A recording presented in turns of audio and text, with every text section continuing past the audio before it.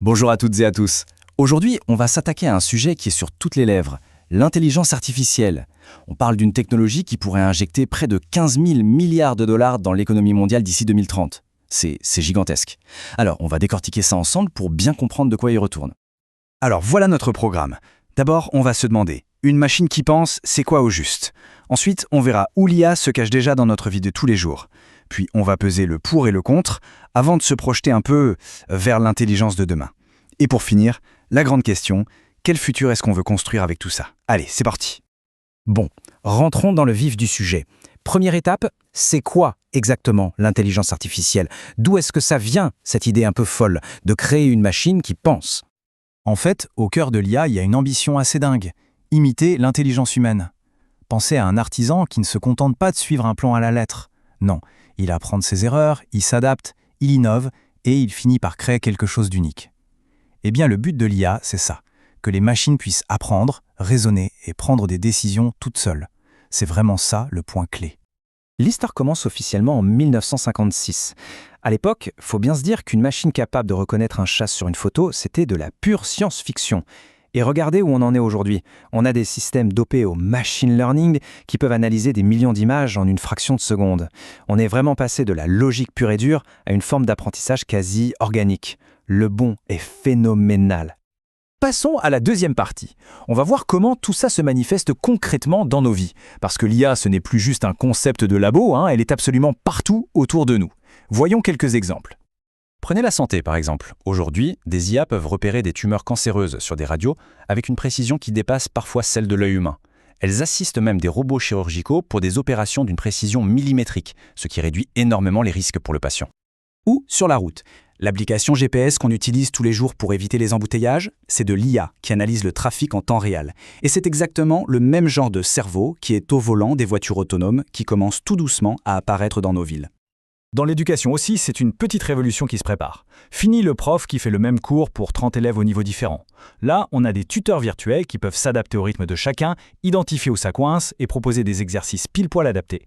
C'est la promesse d'un apprentissage sur mesure. Quand un site de e-commerce vous souffle une idée de produit qui vous plaît, c'est l'IA.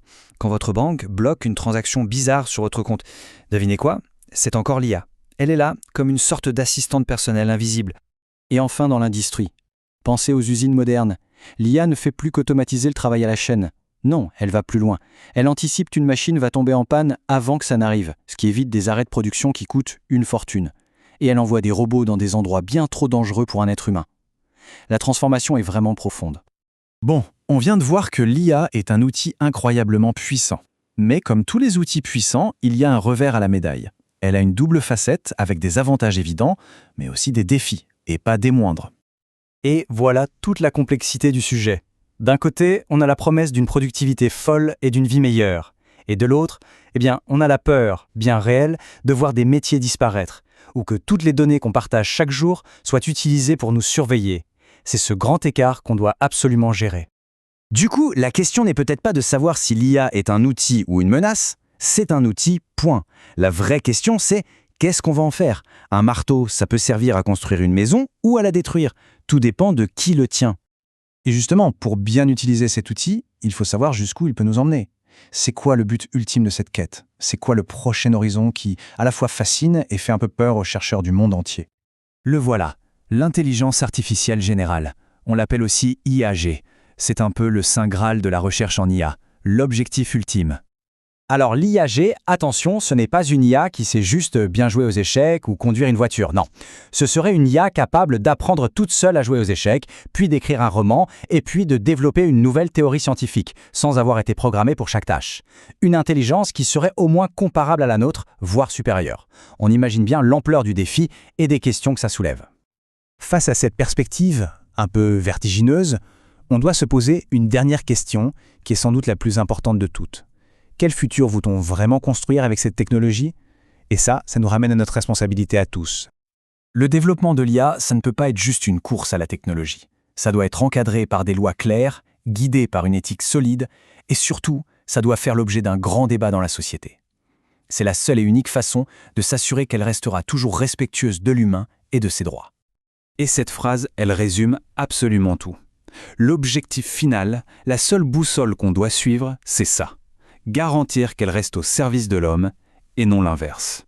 C'est la ligne rouge à ne jamais, jamais franchir. On termine donc sur cette question. Aujourd'hui, on ne se demande plus si l'IA va changer le monde. C'est une certitude. La question, c'est comment on va la laisser le changer. Alors, comment on peut, chacun à notre niveau, s'informer, participer au débat et s'assurer que cette technologie reste bien un outil pour l'humanité. La réflexion ne fait que commencer. Merci de nous avoir suivis.